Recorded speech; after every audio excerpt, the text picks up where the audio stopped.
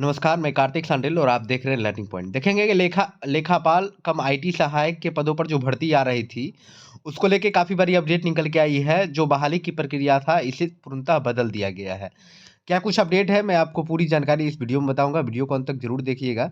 अब बहाली किस तरीके से होगा, चलिए वीडियो को स्टार्ट करते हैं। देखेंगे लेखापाल आईटी सहायक के पदों के लिए अभ्यर्थियों का चयन अब जिला स्तर पर होगा। पहले जो है आउटसोर्सिंग के आधार पर ये भर्ती की जा रही थी, उसके बाद फिर चेंज किया गया, परंतु अब जो है फिर बदल के नई प्रक्रिया जो है लागू करने की बात कही जा रही है। देखोगे हिंदुस्तान के पेपर कटिंग में एक न्यूज निकल के आया है। बताया जा रहा है कि पंचायती राज विभाग के लेखापाल आईटी सहायक के पदों पर तकनीकी सहायक पदों की पर अभ्यर्थियों का चयन जिला स्तरीय कमेटी के माध्यम से होगा। पंचायती राज विभाग ने 6570 लेखापाल आईटी सहायक के पदों पर जल्द अभ्यर्थियों का चयन पूरा करने के लिए कहा है। माना जा रहा है कि जनवरी के अंत तक आवेदन लेकर कमेटी चयन की प्रक्रिया अप्रैल तक पूरी कर देगी। लेखापाल के पद खाली रहने के कारण पंचायतों के काम काज जो है प्रभावित हो रहे हैं। पिछले दिनों पंचायती राज विभाग की समीक्षा बैठक में मुख्य सचिव ने तकनीकी सहायक की बहाली के लिए पुरानी प्रक्रिया अपनाने को के लिए कहा था। इस कारण पंचायती राज विभाग ने बहाली के लिए जिला स्तरीय कमेटी से तैयार कर की गई है। इसके पहले लेखापाल के पदों पर बहाली जो है एजेंसी के माध्यम से होनी थी। पंचायती राज विभाग के तहत सोसाइटी के माध्यम से ऑनलाइन आवेदन भी लिए गए थे।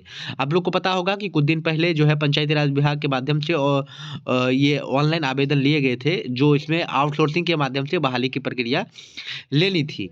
लेकिन अब जो है नया प्रक्रिया सामने निकल के आ रहा है।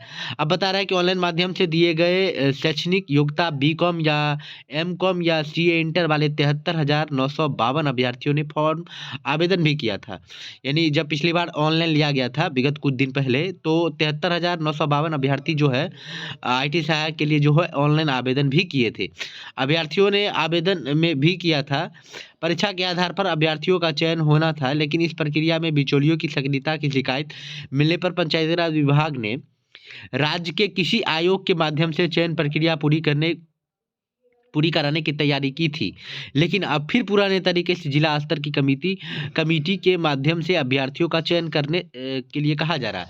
देखेंगे कि जैसे ही आउटसोर्सिंग के माध्यम से कंप्लेन आया था, तो विभाग ने विचार किया था कि किसी एजेंसी के माध्यम से बहाली की प्रक्रिया ली जाएगी एग्जाम के माध्यम से, परंतु फिर अब विभाग का मन जो है पूर्णतः बदल गया है। अब इनका कहना है कि जो पुरानी प्रक्रिया थी पंचायती राज विभाग के माध्यम से डायरेक्ट बहाली लेने का, तो अब वो तैयारी जो है चल रही है।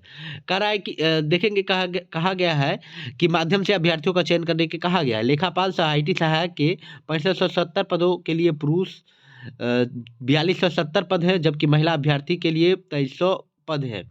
अभी राज्य में लगभग 1600 लेखापाल आईटी सहायक कार्यरत है।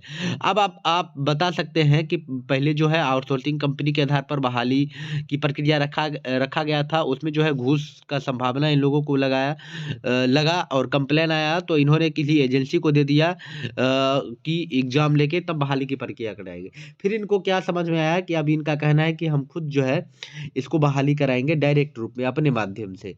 तो क्या लगता है कि अब घूस का मामला नहीं आएगा, क्या डायरेक्ट मेरिट पे हो जाएगा?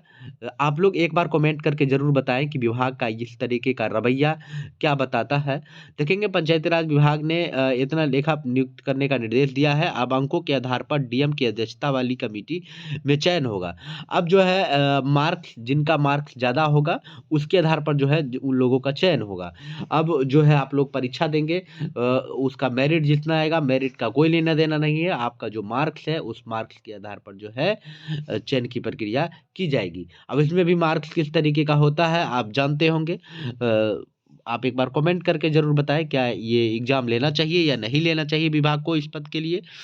तो यहाँ तक वीडियो देखने के लिए आप बहुत बहुत बहुत धन्यवाद। इसी तरीके के लेटेस्ट नोटिफिकेशन अपडेट पाने के लिए चैनल को सब्सक्राइब कर नोटिफिकेशन आइकन को ऑन कर ले। किन्हीं कोई नोटिफिकेशन चाहिए तो मैं टेलीग्राम ग्रुप में दे दूँगा। सो थैंक यू दोस्त, मिलते हैं अगली बार, तब तक के लिए बहुत बहुत धन्यवाद।